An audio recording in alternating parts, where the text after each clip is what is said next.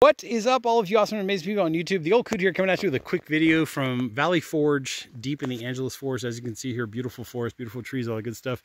I'm at one of the first campgrounds when you come in, first campsites when you come in. So Valley Forge, Red Box is that way. Take the Rincon Fire Road, or you can take the Gabrielino Trail, whichever you prefer. Come on down to the, and basically when you come in, there's a huge turnoff. You can't miss the spur. As you're coming down the road, there's a spur that comes off into camp, which is like 8 feet wide, like it's wide enough for a truck. There's no sign anymore, the sign burned. Okay, but anyways, when to use the Silky Gomboy saw and when to use the Fiskars Splitting Axe. There's a huge difference. Okay, so I dragged this piece of wood, I believe this is oak, if I don't make a mistake, from one of these dead trees, dragged it over, and basically I got it on this nice chopping block. By the way, do not cut this up. Please don't cut this up, because you'll screw over the next people that are coming after you that are trying to do the same exact thing that you were doing. There's another one there. Do not cut that up. Please don't. And these are the logs to sit on. But anyways, what I do is the grain of the tree runs this way, right? The grain of the branch. If you're going to be cutting or sawing against the grain, that's when you want to use the saw, right? So Silky Gomboy, this one's a really good size for doing this. The way this particular saw works is it cuts on the pull stroke. So as you pull is when it cuts. When you push, just ease up your pressure a little bit so that way you don't break your blade. But ease pressure, then pull and cut. And let the saw do the work. There's no reason to force it. These things are razor sharp. As you can see, there's the teeth right there. There's the 240, in case you're curious, made in Japan. Very good quality stuff.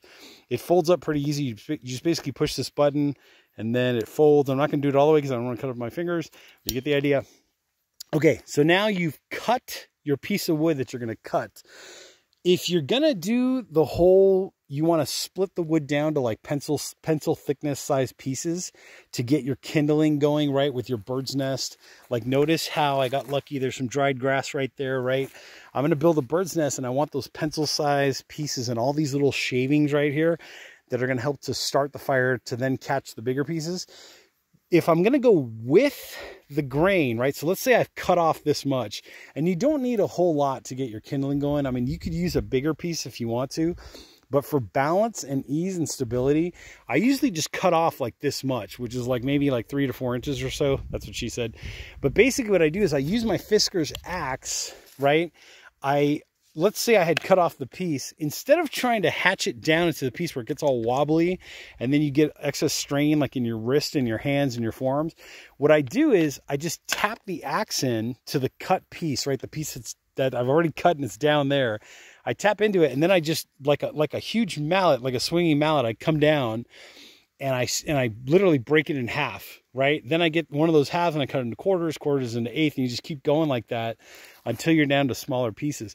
Once you get to the point where you have watched my video playlist and you go back in time 2 weeks to when I was at Glen Camp, where celebrity outdoorsman Josh the celebrity outdoorsman, that's what we're calling him, where he was splitting with the other Fiskars, right? Where he just took it and then he split this way. You can start doing that at any point in time.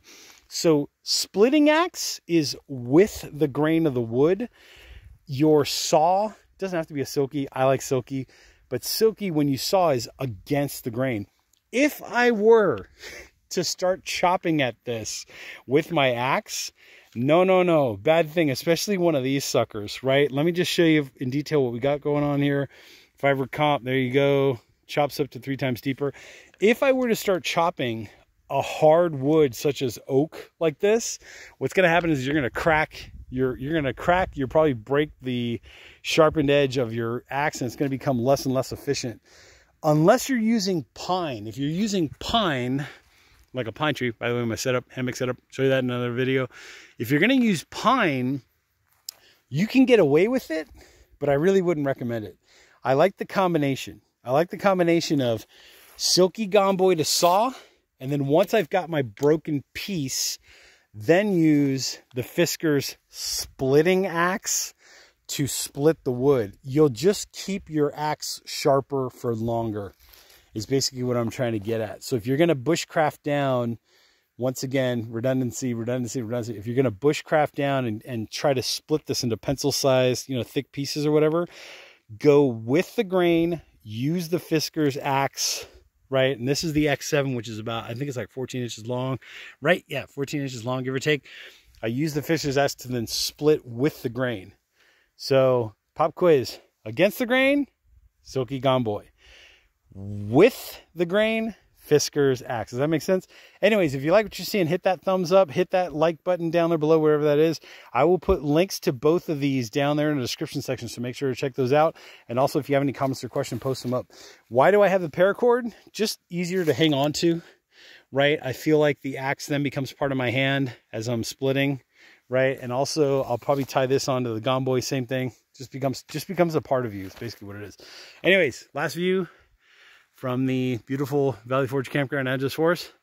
Don't burn that. Don't burn that. Don't burn that, please. And don't burn this one either.